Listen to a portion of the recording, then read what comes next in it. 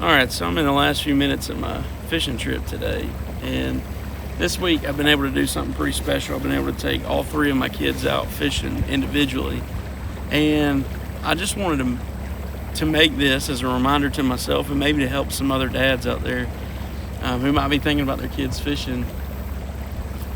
This is 5 lessons that I learned taking my kids fishing, and I'm going to start with 5 and work my way down, and I got a bonus one at the end, so stick around for that. But lesson number 5 is always bring snacks.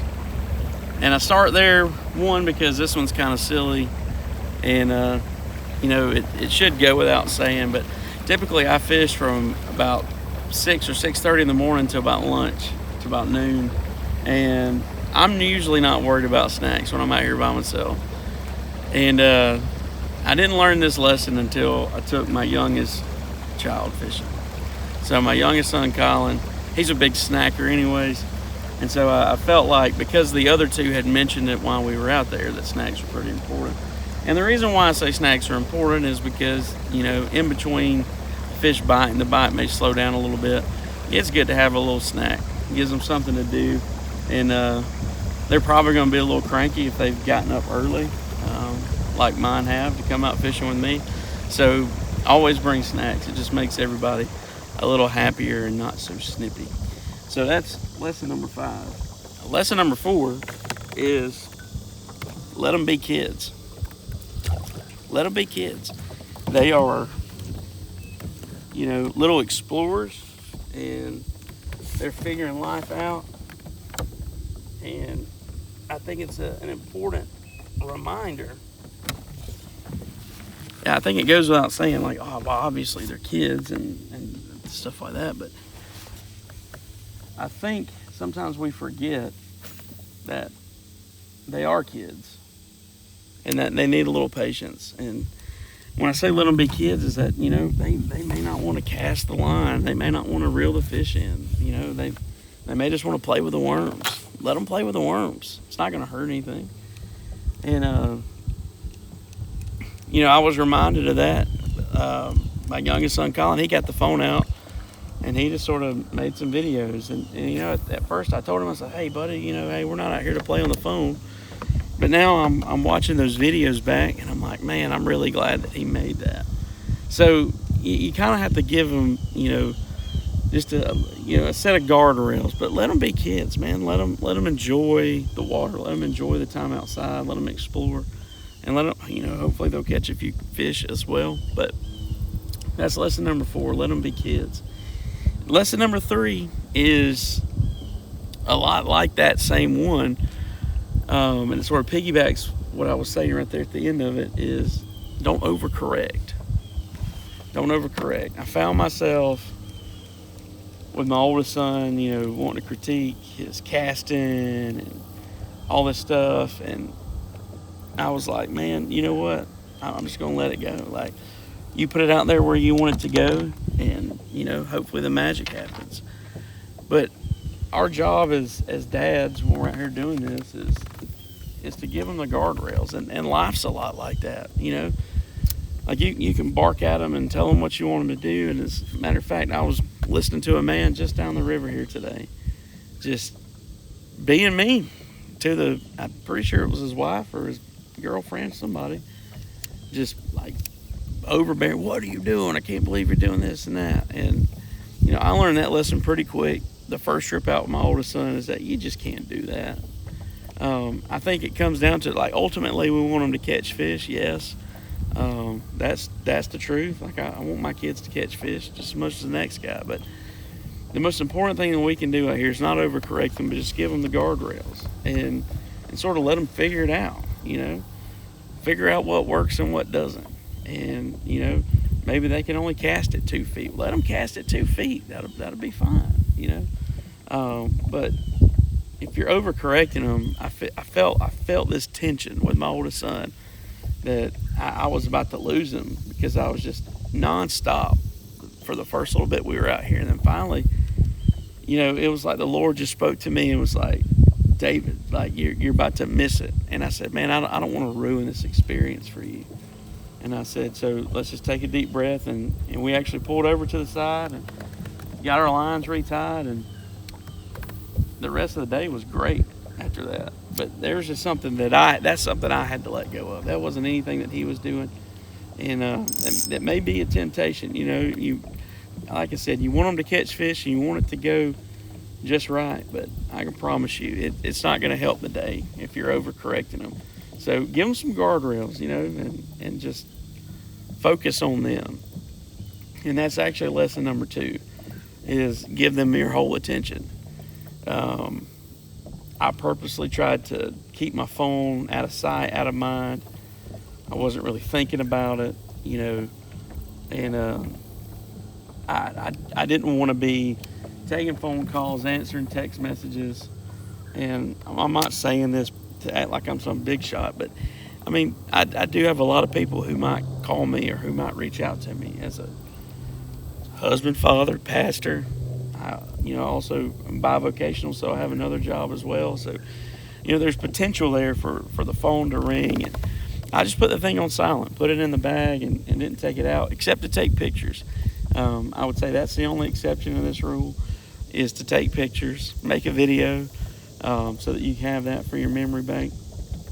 But man, it was so nice to just focus on them and to listen more than I talk.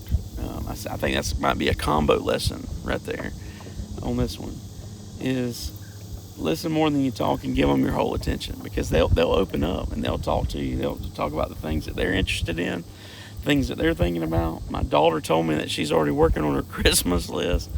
My oldest son was telling me about things that he was waiting to 3D print on the 3D printer, and just different things that interest them. And Colin, my youngest, he was talking about the trip we had just taken to the beach. And so it's really important that you just give them the time and the opportunity to connect with you, because that's what I figured out. They don't want more toys. They want more time with us. And so to have that time, to have that moment, to be able to do that with them is pretty special, if you ask me. And so just give them your full attention. Just give them your undivided attention. Silence the phone, put it away. That's the lesson that I learned. And that paid off dividends. Dividends, man. I think it was one of the best parts of the trips, in my opinion. The last lesson that I learned in all of this is that the little things are the big things. And what I mean by that is that the trip doesn't have to be perfect. Just being out there is enough for them. And that's actually, a pretty hard concept for me to grasp sometimes, because I want everything to be big and grandiose, and I want to catch 100 fish and then have the best time. But it's really the little moments of being out there. And I was reminded of the moments when I was a kid growing up, going fishing with my dad and my grandpa. We didn't load the boat by any stretch of the imagination. We weren't just catching coolers and coolers of fish when we went out. But I loved to go and fish. I loved to be out there with them. And it was just the fact that we were in nature together, that we were out of the house, that we were doing something different. We were on the boat. And so don't forget that the big thing, or the little things, really are the big things. And it's more about spending time more so than anything. And even if you have a flat tire, or you get hung up in the tree, or you keep getting snagged, or whatever, that's the kind of type 2 fun, I think, that creates the memory. There has to be a little adversity there. And that the big thing is don't get overwhelmed in the moment by what might be going wrong. Just remember that being out here is right, and that is the most right thing that could be going on. And so I sort of took that lesson and put it in my back pocket, that these little things that we're doing, they really are the big things. And the biggest thing, and I would say, is we went to the Wild Adventures theme park this past Saturday, and played in the water park, and we had a good time. Don't get me wrong, we had a good time there. But watching my kids play on the beach and then come out here and fish, I really think they had more fun out here doing this stuff than they did at the theme park, waiting in lines to get on slides and stuff like that. There's no lines at the beach to get into the water. And, there's no lines out here, except the ones that are in the water catching fish. So we had a really good time taking them all out. And those are the lessons that I learned, all 5 lessons. Bring snacks. Make sure that you're focused on them. Don't overcorrect them. And make sure that you remember that the little things are, in fact, the big things. And I think you'll have a good trip. The last one, the bonus one that I wanted to give you today, though, is not one that I practiced myself, and it's something that I missed that I want to share with you. And it's that I wish that I would have talked about Jesus more while I was out here on the water with him and having that one-on-one time. I preached a message back on Father's Day from Deuteronomy chapter 6, about talking about the scriptures when we're in the house and away from the house and driving down the road and everywhere in between. And I did have a little bit of a gospel conversation with Emerson, my oldest son, while we were out here fishing. But I didn't as much with the younger two, and I kind of regret that. And so I'm just saying that to say that if you're a believer, that the most important thing that we can pass down to our children is not a love for fishing, but is the gospel of Jesus Christ. And so make sure you're talking about that with your kids. Make sure that they understand that grace and mercy and love are extended to us by God through the finished work of Christ. And you have a captive audience with them there. You're giving them your full attention. So why not have the most important conversation that you can have with them? And I am down to my last worm today. So hopefully this will be one where you can catch a fish. But make sure that you're having those types of conversations with your kids when you have them, because you're not going to have that kind of time all the time. There's all sorts of busyness and just things like that in our lives, and we don't get to talk about the Lord with them one-on-one as much as we like to.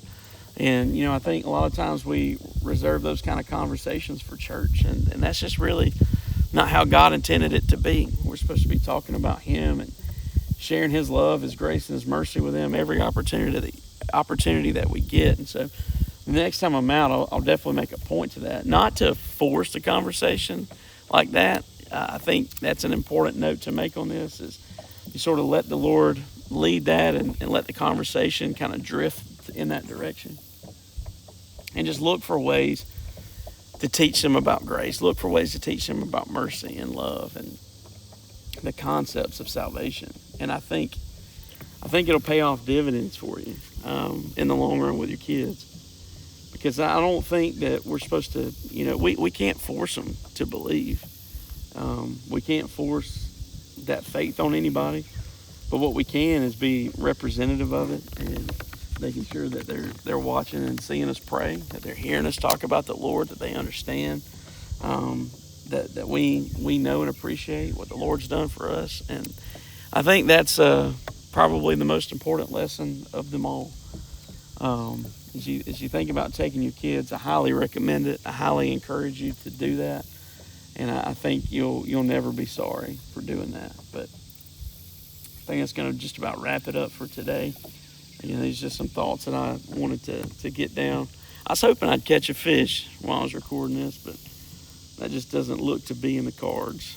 But anyways, we'll catch you on the next one.